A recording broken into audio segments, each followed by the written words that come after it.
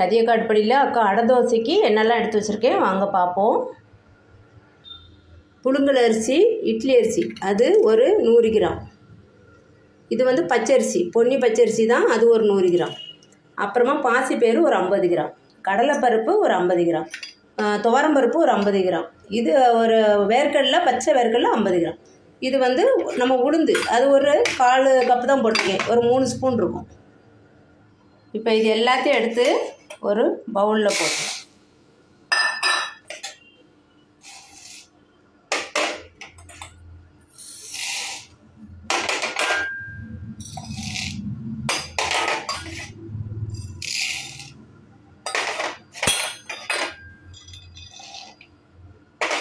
வேர்க்கடலை, இது வந்து வெள்ளை உளுந்து, அதுக்கு பதிலாக நம்ம கருப்பு உளுந்து வீட்டில் இருந்தாலும் போட்டுக்கோங்க.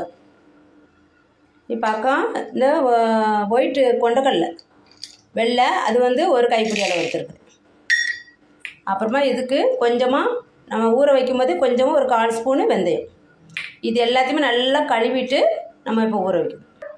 அக்கா நல்லா டேப் வாட்டரில் 2-3 தடவை கழுவிட்டேன். இப்போ வந்து நம்ம நல்ல தண்ணி ஊற்றுறோம், கேன் வாட்டர் ஊற்றுறோம்.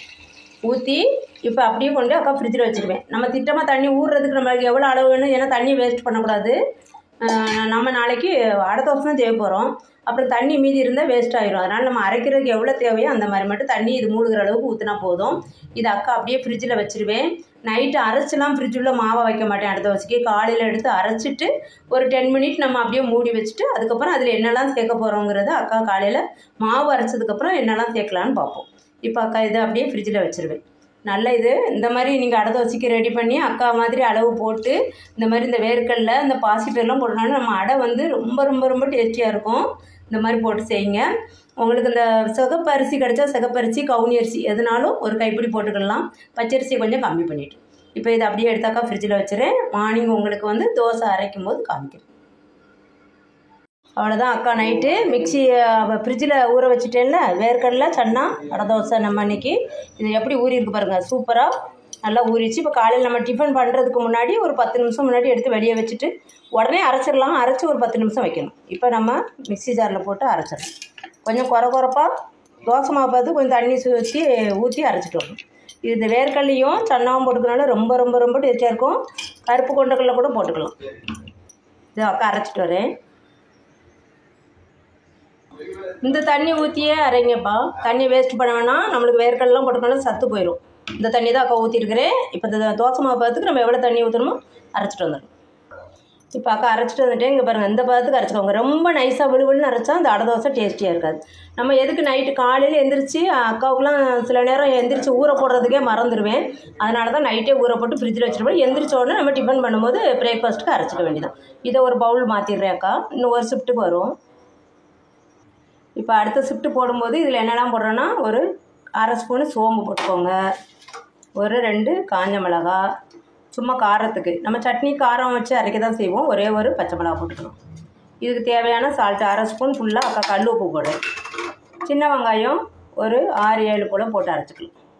வெங்காயம் உங்களுக்கு எவ்வளோ தேவையோ போட்டு அரைச்சிக்கலாம். இப்போ அக்கா ஒரு 6-7 தான் போட்டிருக்கேன். இதை நல்லா அந்த தோசை மாவு பதத்துக்கு சுற்றிட்டு வந்துடலாம் தண்ணி ஊற்றி.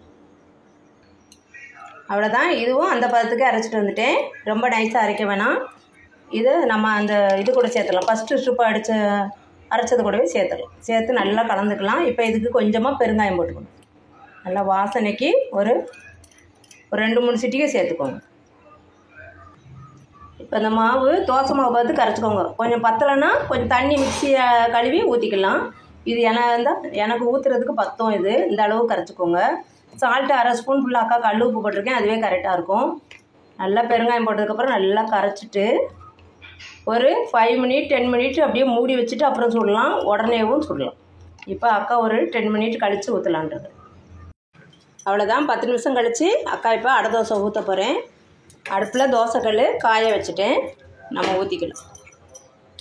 திக்காக வேணாலும் திக்காக ஊற்றிக்கோங்க, மெலிசாக வேணாலும் மெலிசாக ஊற்றிக்கோங்க.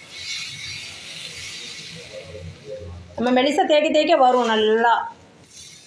இந்த வேர்க்கடலை சன்னா அடை தோசை நம்ம ஊற்றும் போதே கமன்னு வாசனையாக இருக்கும்பா. இப்போ நம்ம கொஞ்சமாக ஆயில் விட்டுக்கலாம். அக்கா நல்லெண்ணெய் தான் விடுறேன், நீங்கள் வந்து எண்ணெய் ஆயில்னாலும் விட்டுக்கோங்க.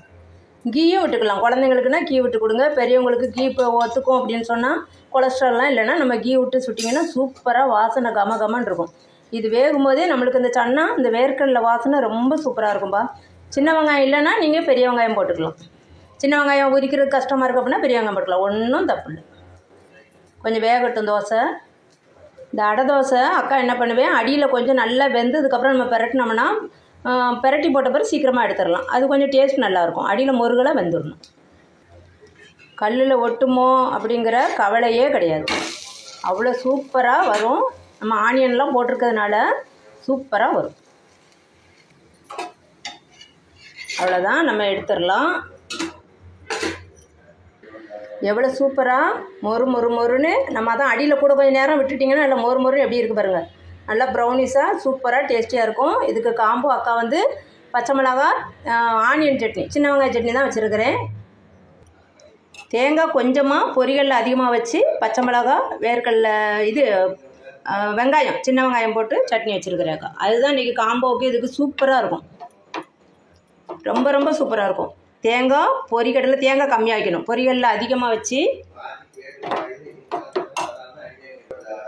சாரி குழப்புறேன்.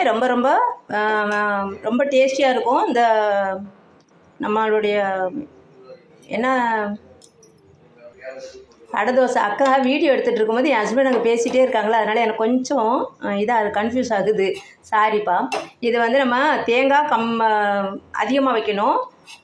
பொரியலில் கொஞ்சம் கம்மியாக வச்சு 2 சின்ன வெங்காயம், பெரிய வெங்காயம் இதுக்கு போடக்கூடாது. 2 சின்ன வெங்காயத்தை போட்டு சால்ட்டு 2 பல்லு பூண்டு போட்டு அரைச்சி தாளித்து ஊற்றிட்டிங்கன்னு வச்சுக்கோங்க. ரொம்ப டேஸ்டியாக இருக்கும். காரத்துக்கு பச்சை மிளகா நல்லா தூக்கலாக போடணும். அப்போ தான் நம்மளுடைய அடை தோசைக்கு ரொம்ப சூப்பராக இருக்கும்.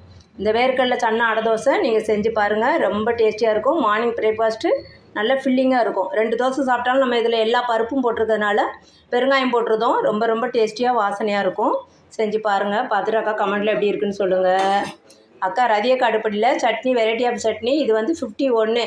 இந்த சட்னி அக்கா வந்து வீடியோவில் போட்டிருப்பேன். ரதியக்கா அடுப்படியில் போய் பார்த்துட்டு எல்லா சட்னியும் செஞ்சு பார்த்துட்டு அக்கா கமெண்ட்டில் சொல்லுங்கள். தேங்க்யூ.